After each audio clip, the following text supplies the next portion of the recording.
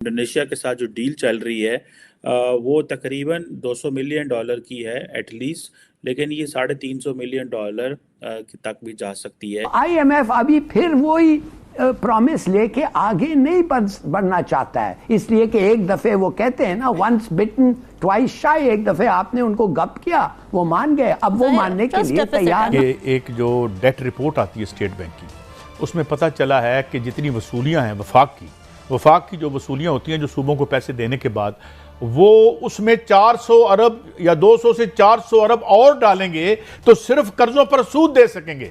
अब आप देखेंगे अगर पाकिस्तान एक रीजनेबल डिफेंस स्पेंडिंग भी नहीं करता तो आप इंडिया जो है वो तो आपको नहीं माफ करेगा।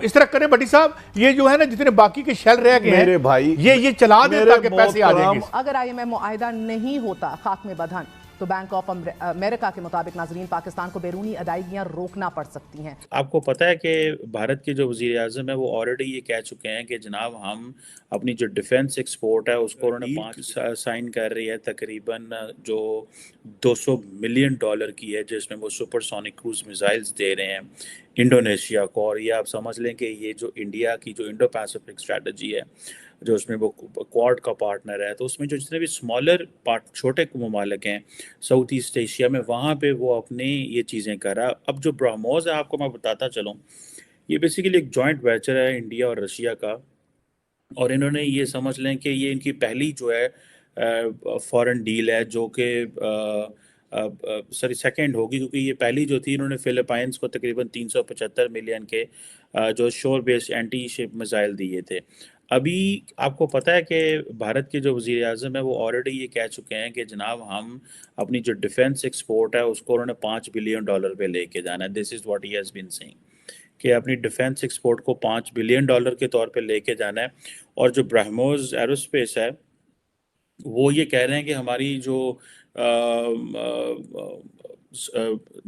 इंडोनेशिया के साथ जो डील चल रही है वो तकरीबन $200 मिलियन की है एटलीस्ट, लेकिन ये $350 मिलियन तक भी जा सकती है।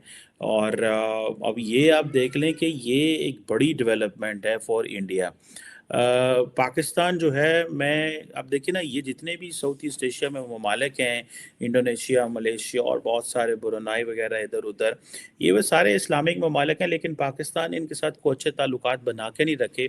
उसकी वजह यह है कि हम उन मुल्कों के करीब जाते थे जिन मुल्कों जो हमें पैसे देते थे। मैं बारोड इकॉनमी की बात करता हूँ बार बार, क्योंकि हमें तो बार बार यही कहा जाता है जनाब कि पाए ना ए जड़ा मुल्क है, इतू सानू रियाल लभेगा, इतू यूरो लभेगा, इतू डॉलर लभेगा।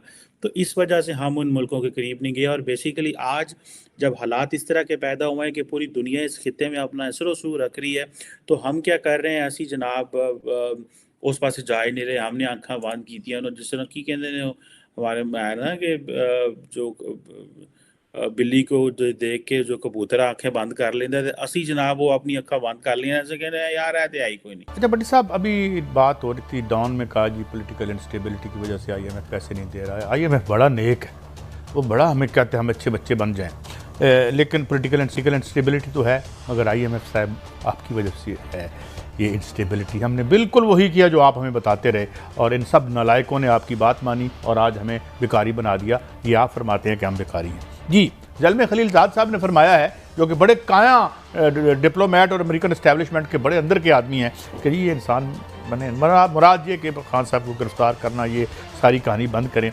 लेकिन भट्टी साहब, मेरे पास एक खबर है, आज बड़ी एक मईशत के हवाले से शख्सियत से मिला। वो कह रहे हैं कि वो जानबूझ के हमारी आर्म ट्विस्ट कर रहे हैं, वो चाहते हैं कि हम बिल्कुल नाक रगड़ें उनके सामने। हालांकि वो इसहाक डार साहब का उन्होंने नाक में दंग भी किया हुआ है। इसहाक डार साहब ने भी जो हमारे साथ फरमाया है वो आपके सामने है, मगर अब वो न जाने क्या एजेंडा उनका, वो क्या हमसे करवाना चाहते हैं। कैसा ज़ल्मे हलदार को तो हमारे कामों में इंटरफेरेंस नहीं करना चाहिए, लेकिन ये जो कहते हैं सियासियत में काम, ये तो 13 जमातें मिल के लाए हैं। आपने तो इमरान खान पर इल्ज़ाम ये लगाया था कि वो ना तजर्बाकार है, उसने इस मुल्क को लाया और हम 6 महीने में अगर ना किया तो मेरा नाम बदल देना। इस तजर्बाकार और टीम ने स्क्रिप्ट के मुताबिक चल रहे हैं, और आपकी ये खबर 100% ठीक है। जान के ऐसे क्राइसिस लाए जा रहे हैं, ऐसी इकानमी को तबाह लाया जा रहा है, और ये लूप में है कुछ लोग। डॉक्टर इशफाक हसन साहब ने कहा था डिफ़ॉल्ट मुल्क मजाक नहीं होता, लेकिन कोई अगर खुद करवाना चाहे, वो मैं आज तक उनका ये जुमला नहीं भूलता। मेरी इतला है दानिस्ता या गैर दानिस्ता कोई गैर मुल्की एजेंडों पे चल रहा है और इस मुल्क को इस नैश पे ले जा रहे हैं कि वो कहें जी ये इसको भी छोड़ो उसको भी छोड़ो, हमें सिर्फ एक वक्त की रोटी दो। जिस कीमत पर कायद साहब महंगाई पहुंचा दी है आपने, डॉलर पहुंचा दिया, बिजली की कीमत पहुंचा दी है, पेट्रोल तो यार की कीमत, भट्टी गैस साहब की आपको अपनी जात से आगे कुछ नजर ना आए, अपने जाती, अपने खानदान, अपने निजी कारोबार के मफाद से आप 1 इंच आप आगे देख नहीं सकते। वो इमरान खान की इन्हें कुकड़ी चुक के ले गए। इमरान खान फर्स्ट टाइम उनको एहसास हुआ है कि इस मुल्क के किधर 1 नंबर तो नहीं होने लगा, नहीं शक जिया पे है। सब इमरान खान ने होना तो कोई नहीं खराब कर दिया। पीपल्स पार्टी और नून लीग हमेशा एक दूसरे के मुखालफ से लेकिन डील करके बच जाते थे। एहतसाब को पहिया गो के अब भी नहीं शबाब चल नहीं सका। इमरान खान ने एनआरओ देने से नहीं मानना।